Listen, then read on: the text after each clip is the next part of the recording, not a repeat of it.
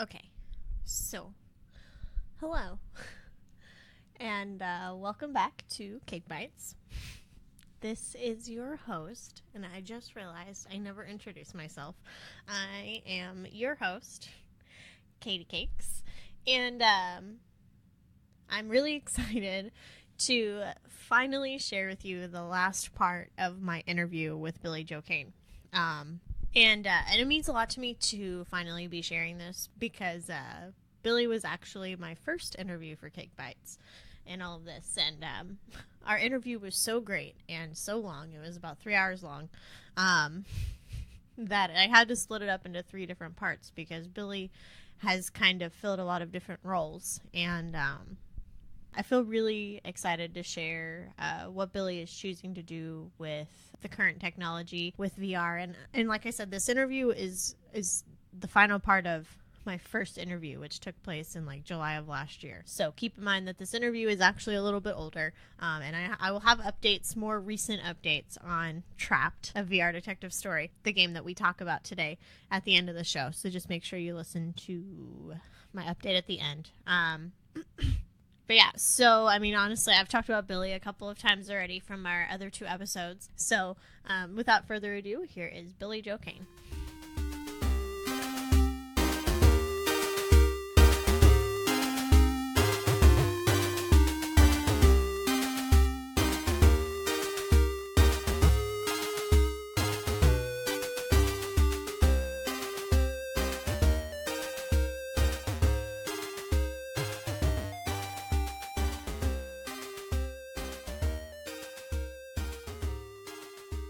Newest thing and I want to be on top of it. And I didn't get in at the very beginning of it because I know that the market needed some time to kind of figure itself out. Yeah. And yeah, so now that's what I want to be doing. I mean, and my next question honestly was going to be, I mean, all of your experience working for, any sized gaming company, because it sounds like you've been kind of I've been all over, you've yeah. been all over the spectrum. I mean, do you feel like that's what pushed you to want to work in the nonprofit sector, but still incorporate game design? Well, that's a good question. I don't know that it had anything to do with the size of the companies that I've been working with. I Or just think your it's more, experiences? yeah, I mean, I had the opportunity to work for an educational company, and we Yeah. did after school tutoring, we taught vocabulary and reading comprehension and things of that nature to kids after school, underprivileged kids. And although the products that we were doing were not anywhere near the world's greatest things, they were very effective and they worked for the kids, and it was changing their lives. I mean, like I had my wall in my office was covered with letters that were written in by these students that were like, I couldn't read, and at this grade level, I was, and now, after using y'all's program for a while, now I can read it two to three grade levels over. Now I'm taking AP English, and you just, oh my God, just tears, And so having that experience and knowing that gaming can do that, and I can get in and do educational stuff, it was unbelievable.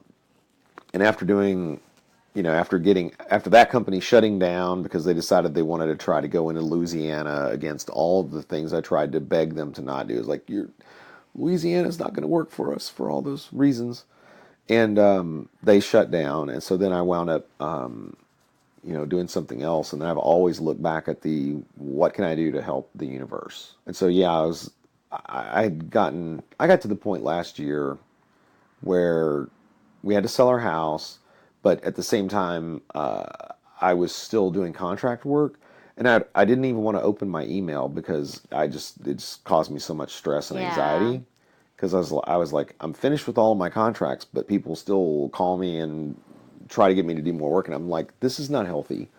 I need to stop this stuff. And so I was kind of like, okay, how do I reset what I'm doing, have it make a difference, and matter to the universe? And Exactly. that's kind of where I am right now. And so do you, I mean, I want to talk about the project because this weekend at the Classic Game Fest, I mean, your booth is on the project you're working on. Mm-hmm. And I think that what you're doing is incredibly important. I mean, we live in a state that has one of the highest cities of human trafficking, Right. or the highest amount of rates. yeah, exactly, of people being sold or taken into these terrible situations. And what you're doing is trying to really bring awareness to that. So I just want to talk about that because Sure. The implementation of virtual reality and the ability to put people literally in the moment is powerful, especially for people that have never maybe had the had the opportunity is not the right way to say that. No, but I understand what you mean. the They haven't pleasure been of exposed not, to it. They've had the pleasure of not having the opportunity. Yeah, that's just on its own is something that's really blown my mind. I mean, just trying to get my head around the fact that the amount of information that I have on this topic is just vastly further along than most people. In fact, there are too many people that are running around don't even realize it's a problem. So that's kind of why the first thing we're trying to tackle is trying to raise awareness of it. And with the game and the fact that we go take it out, we meet a lot of people, and I'm constantly surprised people that come over and say, "I've never heard of sex trafficking. What's that all about?" And just like going, "Wow, lucky you've never experienced it. Lucky nobody in your life have ever experienced it."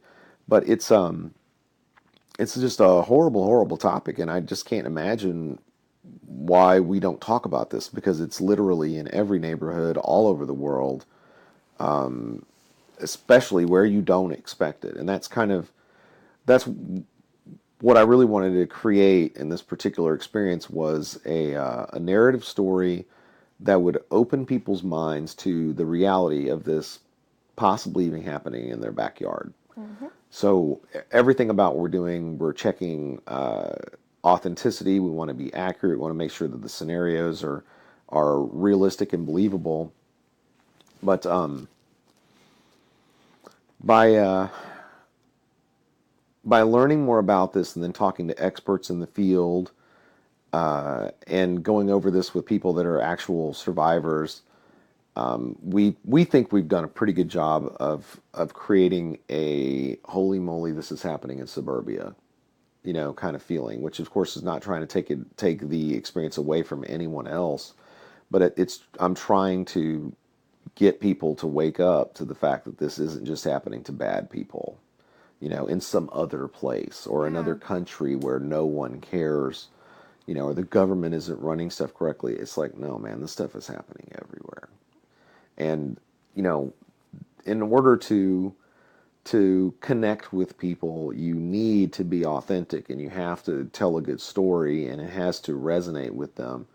So, accuracy is totally way high up on the list. And I think if we start with that and we use scenarios that are, that you can say, yeah, that type of thing happened and here's an example of it in the real world, even it being so unbelievable, you just kind of have to realize that, yeah, this is really happening. And so what is your nonprofit's called?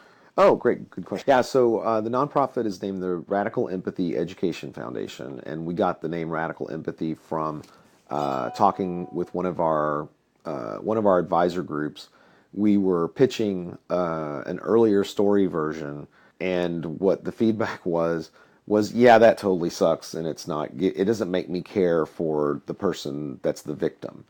And I'm like, okay, well, talk to me about that. And they're like, look, we have to be able to we have to create radical empathy for these victims so you can feel what it is like for them, so you can understand from their perspective. And that's the group that has to, when you walk away from this game, you have to care about them, the victims.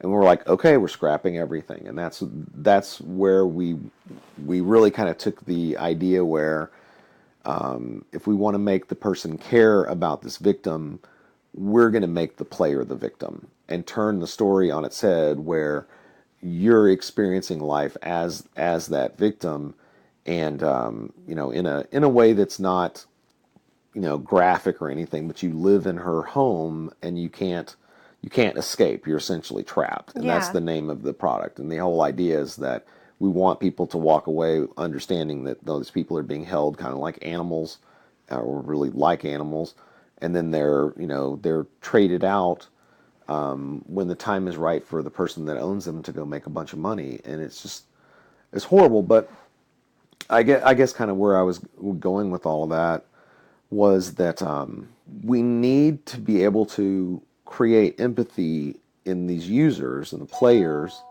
And given that that's the case, I'm gonna make this thing stop. I don't know who is blowing up my phone in the middle of the night. I hope it's not Itzel, my developer. It's like, Billy, it's an emergency. He's working on the game with you? No, it's a she actually. Or she, I'm yeah, sorry, I'm sorry. It's all good. Yeah, she's my lone developer, and she stays up late at night.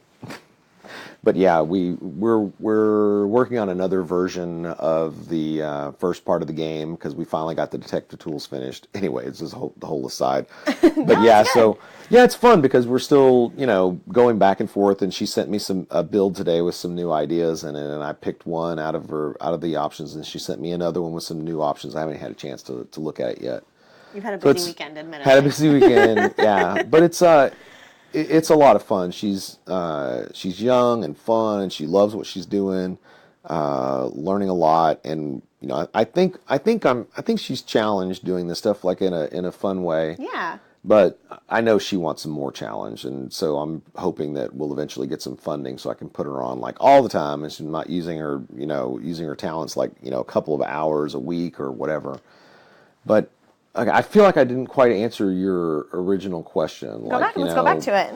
Well, so it's something about doing, going into VR and then following this idea of doing social good.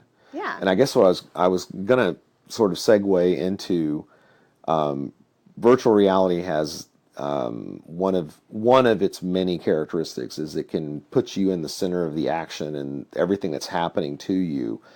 It feels it's very intense. It's immersive. You're completely immersed. Your brain is fooled into thinking that you're in that world, and if the story is about you, we can really affect your emotions, and so we have to be obviously careful with that. I would never do anything like a jump scare or anything like that because that's for a whole different type of genre of things. But we have to be authentic to this material, and I think that when people hear what's happened to these victims, hear what's happening to them, how they get set up into this world where up is down and black is white, the stuff that just doesn't make any sense to a human being, that you look at it from the outside, you're like, well, why is this person staying in this situation? It's like, no, man, you can't even imagine what they've been through. But when we put them in this simulation world where you are that person, well, then you start to kind of get an idea of what it is those people are going through. And by doing that and utilizing, virtual reality's, power of empathy, I think that we can raise compassion for these victims, and I think we can make a difference. I think if we can get it on lawmakers' heads and get it in front of people that are, make decisions about corporations and the training that they need to be doing, I think we can make a difference. And, I don't think any of the aspects of what we're doing are going to replace. So I guess I should say that I want to be using this not just for a public good program that I want to give out. I want to generate job training programs that raise awareness of human trafficking, raise awareness of what the symptoms are, what to do in these situations, and I want to build custom training things that are specific to different industries. And I honestly feel like that's a wonderful way to utilize the technology. I mean, virtual reality is almost limitless in the situations that you can put people in. Yeah, and anything from fighting a fire to being on an oil rig de-escalating an angry customer in retail. I wish we could put angry customers in VR just to see what it feels like. Oh, I know. I've worked in retail. I know what you mean. In fact, another weird aspect of my job background is I used to work at the state hospital here with mentally ill, patients, and everyone was segregated into these different groups where it was adolescents or elderly, geriatric, violent, or whatever, and we had to go through weeks and weeks of training on everything from CPR to de-escalation of situations, learning the floor plans, how to do whatever. But it would have been amazing to have had a de-escalation scenario. Because you don't know what. I think Yeah. a lot of people don't know how they're going to react to those high pressure situations until they're literally experiencing it. Oh, And yeah. giving people the opportunity to experience a probably unpleasant, Yeah. high pressure experience can better prepare them Yeah, I for the think- actual moment it may happen. Oh, and it's gonna happen. It Yeah. just depends if you work there long enough. Exactly. It's gonna happen. Because I mean, I was gonna say patience. Patients at Target that probably escalate. It's like no, those people probably have some problems that they're carrying around Yeah. with them. And yeah, there's a certain level of having to be able to handle and de-escalate, or even escalate a situation if you have to call the police. It's it's a skill, and it doesn't come naturally to people. I actually have, I read an article recently that was on a police force that is actually using VR to put civilians in an escalated situation, a hostile situation and Right. I feel like exactly what you're doing. Right. I mean, because people are very quick to judge or dismiss the seriousness of a situation because they don't believe that an escalated situation can get out of control. And It's like playing an armchair quarterback. exactly. Like I can't believe that person they flipped their lid over something. And you're like going, no, dude. Everything is a domino effect. It's all butterfly effect. Everything is all connected. That person Exactly. could have had something happen in their life. They could have had a flat tire on a hot day. They're on edge. The other customer comes in on edge, and pretty soon they're having a fist fight in the middle of the store. It's just a confluence of events. Neither one of them are bad people. It just happened. It's like nobody goes to the grocery store thinking they're going to beat the shit out of somebody in the produce aisle. Let's hope. Yes. Hopefully, right? Yeah. Hopefully. I mean, yeah. I mean, you're never going to de-escalate someone that came in A thinking to do that. well-adjusted Yeah, exactly. citizen. It's not a regular occurrence. These scenarios can be anything. And so, how far on this current build with what is this title called? Oh, it's called Trapped, a Trapped? VR detective story. Okay. So the heart of the game is a detective story because nobody's going to eat their broccoli just because they're supposed to eat broccoli. So I mean, I wanted to make sure this was a fun game that could be played over and over by people. And the result of this is that you will walk away with some knowledge. This isn't like a learning simulation where you get in here and have to take a test or anything. It's like, no, this is just legitimately a It's a game. fun, legitimate detective game in VR with cool tools that you can, process information, in interesting ways. You can grab stuff and all that. And it's a narrative story and all this jazz. But no one's going to play this thing if it's just, It's like, see what it's like to be sold into human trafficking. Yeah, exactly. Isn't this awesome? It's like no one's going to play it. But if it's a cool detective game and the tech is cool and it looks great, then maybe someone will play it, and maybe someone will have somebody else play it. And I think that virtual reality is a perfect platform, though, for that type of mystery because you're immersed in the universe. Oh yeah. You have the opportunity to really tackle so many social problems through that medium. Yeah, and the other thing I think about VR is that if a product is designed well enough, someone that has never played a game should be able to get in there and immediately feel comfortable and at ease in using the product. We should be able to figure out what it is that most people would want to do with a handset, a controller, and what they would want to be able to play with and what they would want it to do, which is why we keep doing testing after testing after testing and watching people and listening to make sure that we're doing that. But if you can put this system on someone that doesn't play games, doesn't know anything about this, they are going to get a lot out of it. Yeah. Because you literally step into a whole different world without going anywhere. It's an amazing thing. I mean, everyone that we saw today at the show that had never played in VR, just like, I can't believe it.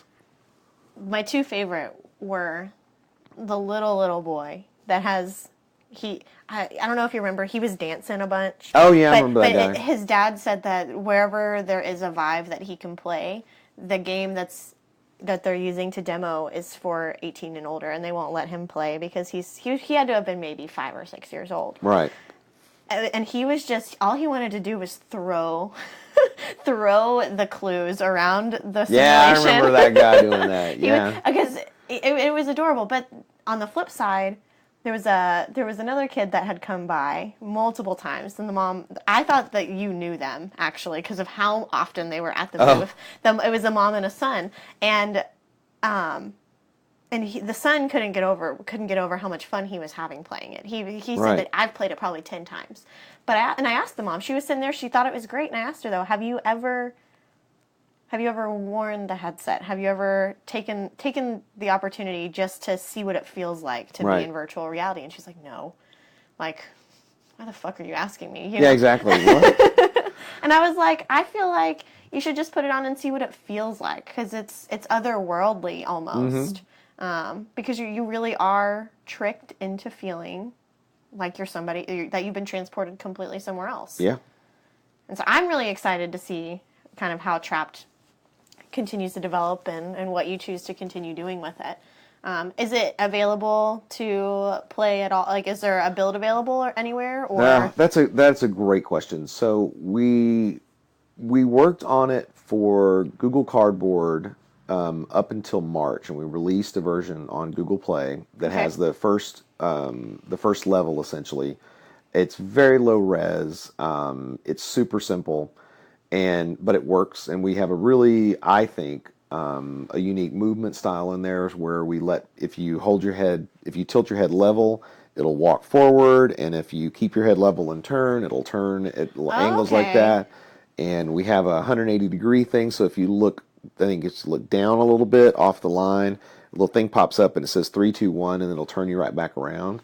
Okay. Because people don't like to spin around in a headset. Yeah, they want to sit on a couch. So we made it so you can sit on the couch and play it. Okay.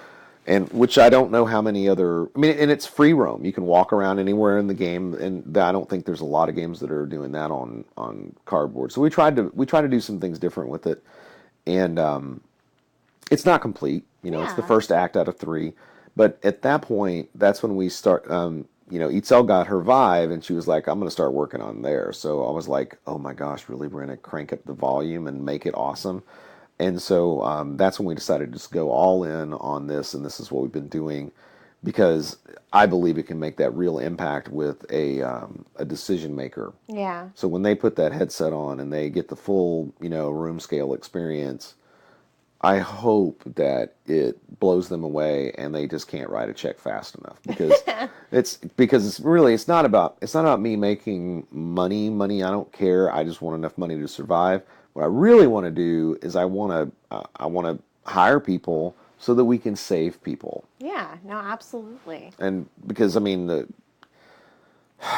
if one person gets this and then realizes that human trafficking is a thing and that has a ripple effect to help somebody, well, I've done my job. Yeah. If I can help more than that one person, that's good too. That's better. But one is plenty. Do you have any sort of plug for the game information? I would just say if you go to radicalempathyfoundation.org, I try to put everything up on there. So there's, if we ever get to the point where we have links to builds, they will be up in there. I have all of the press materials there. There's all of the events that we're going to go to there. There's a donate link there. There's a subscribe link. Because I want to keep telling people what it is that we're doing and why that we're doing this. But as far as the game and as far as what it is that we do, we use technology to raise awareness of social issues. Yeah. And we're tackling human trafficking first because it needs people to have the most empathy and the most compassion for its victims. Because what's happening now is we generally think of someone that's being victimized as a criminal or as a prostitute.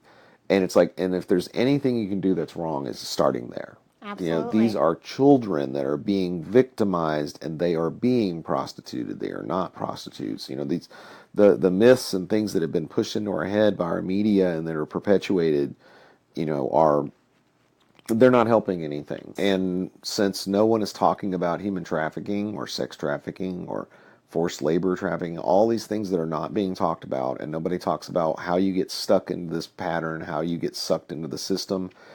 how you get tricked into this stuff no one is talking about. This is not an active conversation that parents are having with their children. Guess what? You don't talk about it, you don't educate people, you're going to wind up with the same result, and that's what we're unfortunately getting. We're a blind society. Blind We to the don't things. we don't like to look at this. We like to pretend that it doesn't exist, and since it's not happening to everybody all at the same time, we just pretend it isn't there. So you said radicalempathyfoundation.com. .org. .org. Well, you can do the .com too because it just redirects. But I mean, so it's radicalempathyfoundation.org. .org. Perfect. Yep. Eventually, we'll be on the front page when you type in radical empathy, but we're not there yet.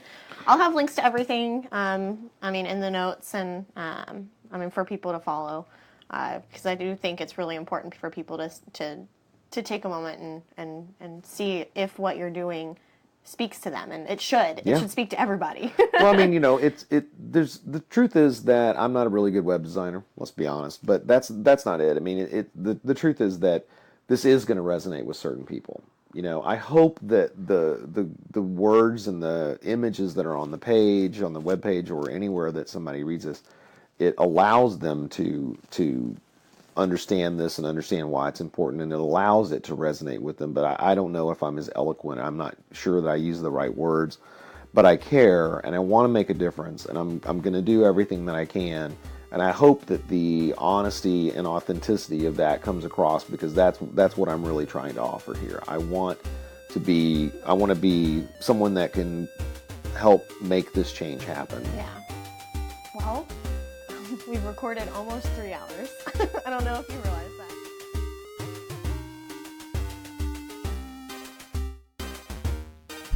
All right. So, that was Billy again. And like I said, so this episode we recorded in July of 2017. So, that was almost a year ago. And since then, Billy has let me know that Trapped is actually complete and is ready for use in schools, faith-based groups, community centers, anywhere where that this can be used to spread awareness. It's ready to go. And Billy also says that they have the educational materials and are just looking for their customers. They come to you. They'll set everything up, teach you how to use the HTC Vive and all of the materials, and they'll do all the demos, answer all the community questions, and then they leave everything so that you can use it forever. So if you're interested in contacting Billy about the Radical Empathy Education Foundation, you can reach out to him at billy@radicalempathyfoundation.org. So I'll have that on my website in the show notes, where you can find links to the Radical Empathy Education Foundation and everything you need to know. So